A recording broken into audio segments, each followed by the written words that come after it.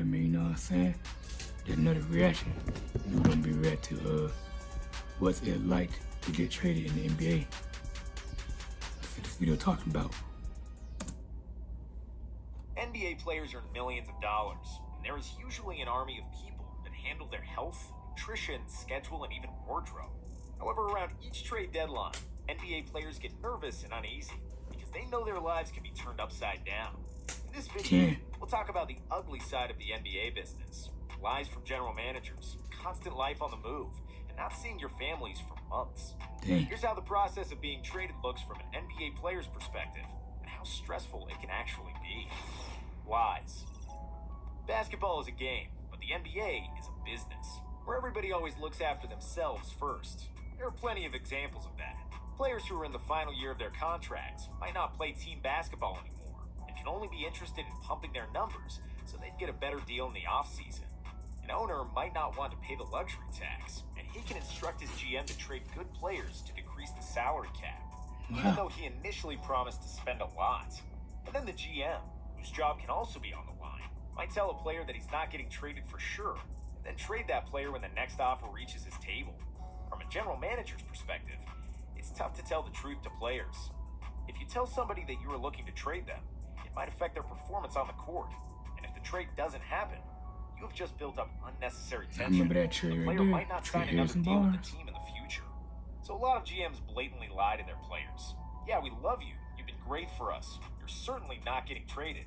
And the next thing you know, they're out of there. It happens all the time.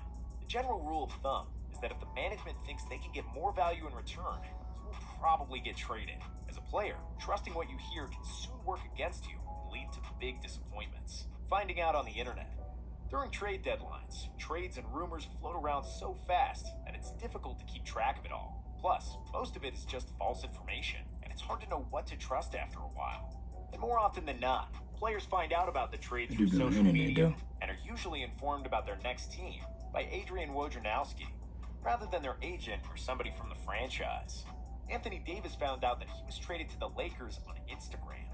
DeMarcus Cousins got told he was traded in the middle of the All-Star interview, and we got to see his live reaction to the news. Some players, like Harrison Barnes, get the information in the middle of the game. Some people get the call in the middle of the night, or before they were supposed to board the team plane. Luke Riddenauer got traded 4 times during 1 week in the 2015 offseason. It's an entirely unpredictable predicament, and that's what keeps NBA players restless and edgy during the trade season. Always on the move. Travel is one of the hardest parts of the job as an NBA player. From the airport to the hotel to the arena, and then back to the airport. It's a demanding schedule as it is, but when you get the information you're being traded, that's when the real problems start. Although everything is paid for and scheduled, the moment you receive the news of the trade, you better start packing, because more often than not, you have to report to the team that's traded for you the very next day. Once the player checks in and has passed his physical, he has to find a new home.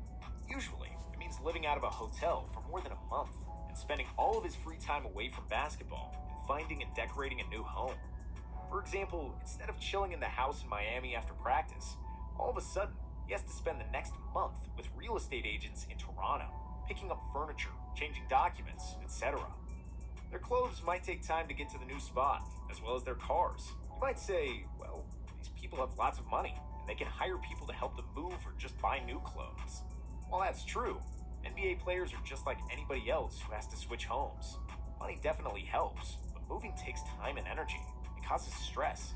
It's not the most pleasant thing in the world. Broken relationships. A trade generally feels like a breakup. As a player, you found out that a team who thought kindly about you before suddenly doesn't want you anymore. And as in any breakup, you don't just break up with that person, you break up with their community as well. In the NBA context, it means saying goodbye to your teammates and the entire staff around the team in the arena, or anybody else that you befriended during your time in that city. It can mean losing some of your closest friends. Something we recently saw with DeMar DeRozan and Kyle Lowry when DeRozan got traded from the Raptors. It can also mean losing a romantic relationship if the person you're dating can't or won't move to a new city when you switch teams.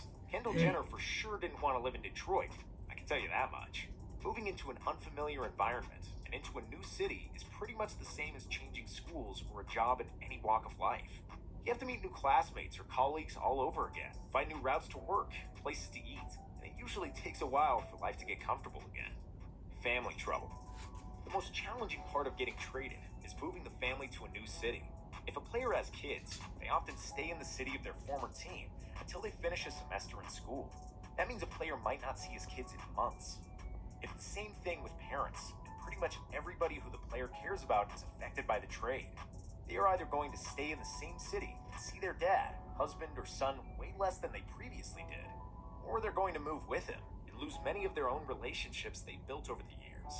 Some players get traded almost every year, and constant moving can take a toll on the player and their loved ones. Trevor Ariza has been traded 10 times during his career, which is an NBA record.